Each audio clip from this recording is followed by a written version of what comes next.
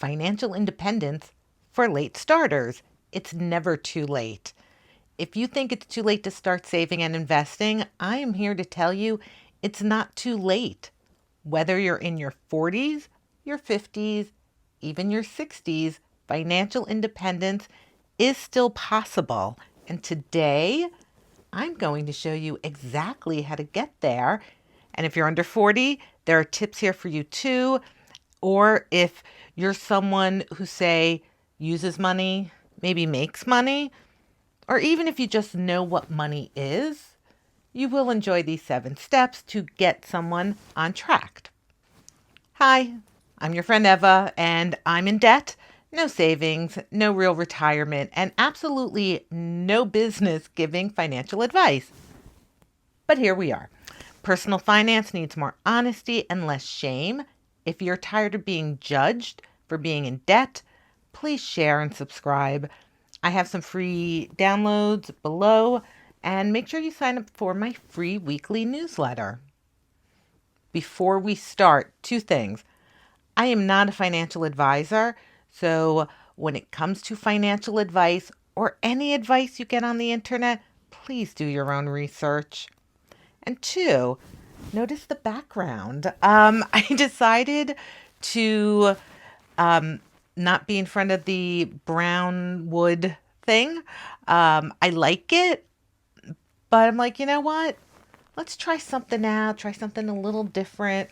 You can see over here, I have a bulletin board now, and there are these really cool square, I don't know what you want to call them, cork. They're not cork because they're covered in fabric, and I'm getting organized, and I need to be organized because I have a lot going on right now, and if I don't list it all out, I won't do anything. Like, that overwhelmed feeling? I know for me, when it's too overwhelmed, I do nothing. So I've got my list. You can't see on the other side. There's the calendar, and I have 6 months at a time. So this bottom one's December. That's why it is empty, because I don't plan that far ahead. So anyway, all right. So that's that. If you want instructions on how to make it, let me know. I will show you. It's very simple. All right. Step 1, mindset. I'm not talking about the law of attraction, think yourself rich, manifest $1 million by saying a few affirmations every night. If you are convinced you are a lost cause, a hopeless case, then you need to shift that mindset. You are not a hopeless case. You are not a lost cause. No matter where you are in life, small, consistent actions will lead to massive change over time. All right? You're not a lost cause. Step 2, wherever you go, there you are.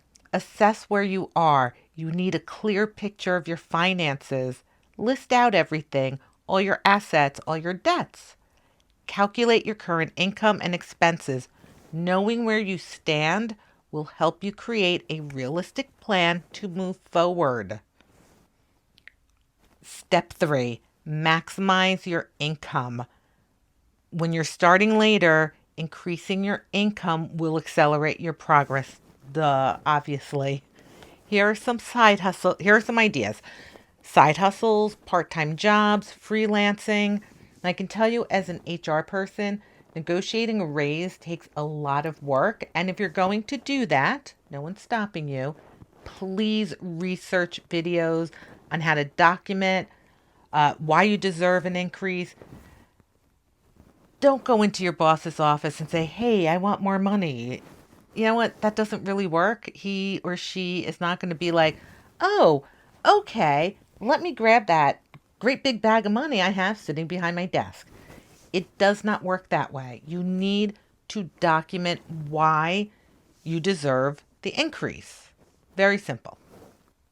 Step 4, slash unnecessary expenses. I'm not talking about cutting everything.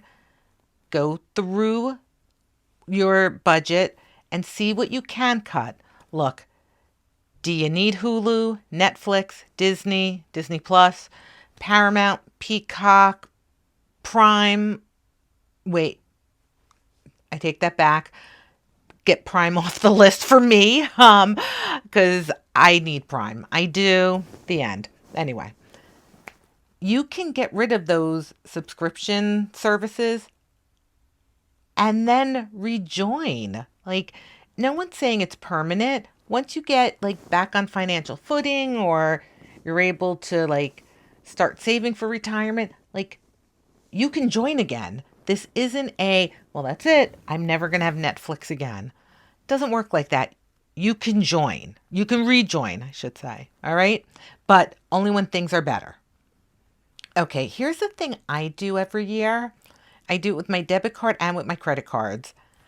I call the bank or the credit card company and I tell them I lost my debit card or credit cards and need a new one. I do this for basically one reason. Sometimes I forget I signed up for something, or maybe my son did, and this is the best way to best way to catch it because within a month you're getting emails from them saying, "Hey, please update your payment info." It works. It really, really works. I found a subscription I belong to that I did forget. And sometimes I'm not very careful going through the phone app. Paper is better, but I don't want paper. So this is the way I take care of those problems. And my son has been known to sign up for things and not tell me. Or I'm sorry, I forgot. I thought I canceled it. Those with children know what I'm talking about. All right, step 5, right? Yes, step 5. Time to prioritize savings and investments. Max out your 401k, 401(b), or whatever your employer has. If they have an employer match, try to do it. You're giving up free money if you don't. Open and contribute to an IRA. It could be a Roth, it could be a traditional. Even if you start small, consistency will pay off. But do not use those extra change apps that invest the money for you. If your bank debit card has one of those where it's like they round it up, put into your savings, that's okay. That's different. I'm talking about those apps that, let's say you spend $9.50 on your credit card and then that you put the remaining 50 because they round it up to an investment app. Do not join those. Because if you're not paying off your credit card, you're paying interest on the balance that you keep rolling over, not paying all of it. And you're not putting enough in those apps to make a difference because there are administration fees. And a lot of times those fees are more than what you put in there. So now you owe them money. All right. So do not do it. You can do the roundup at the bank that goes into your savings. That's fine because that's going into your savings. But the other thing, no, please do not do it. Those are scams. Step 6, pay off debt strategically. First, let me say, if anyone tells you there is only one way to pay off debt, run. There are other ways that work. You need to pick the way that works for you. You're not an idiot. I know I personally hate it when I get called a moron because I picked a different way. If you can refinance high interest credit cards with a loan or a lower interest rate one, go for it. Definitely. It's what I'm trying to do, but my debt to income ratio, not so good right now. All right. So do what works for you. Don't listen to people who say there's only one way and that's it. That's the only way. All right. No extremism here and no judgment. Step 7, create your retirement plan. I still can't believe I'm doing that. I swear it was last month I was buying tickets to see the Ramones at the Ritz for after my senior prom. Yep. Yes, I was cool like that. Unfortunately, teenage coolness does not pay for my cholesterol meds or my colonoscopy copay. So, and ironically, I've got like a, not a Dee Dee Ramone thing, actually more like a Joey Ramone bang thing happening right now.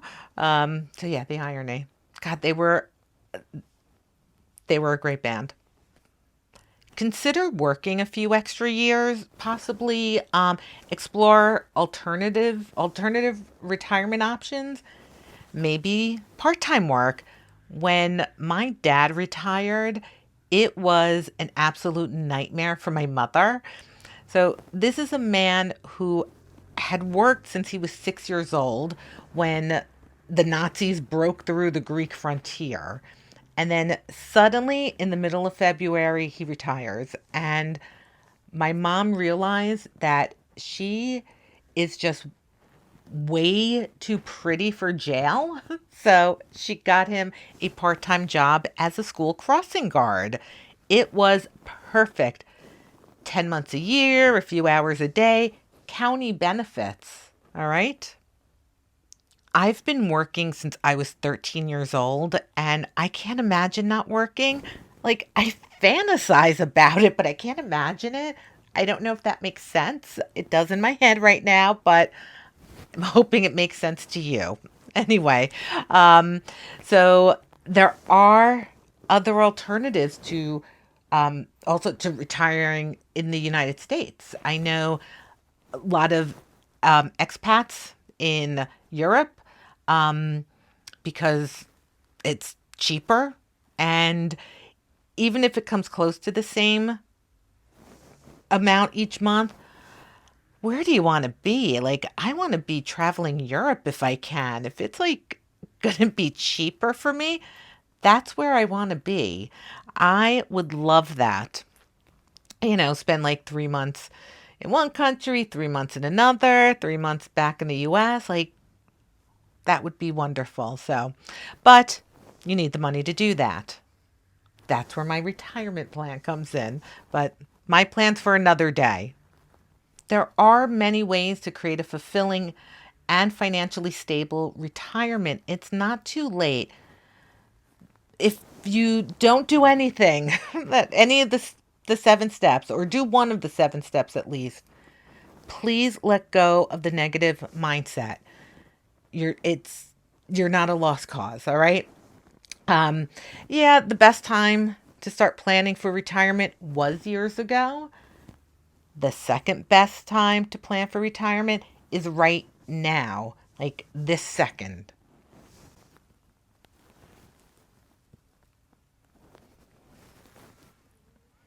Start where you are, use what you have, and take action. You got this. You can do this. We both can do this. All right? I will see you in the next one.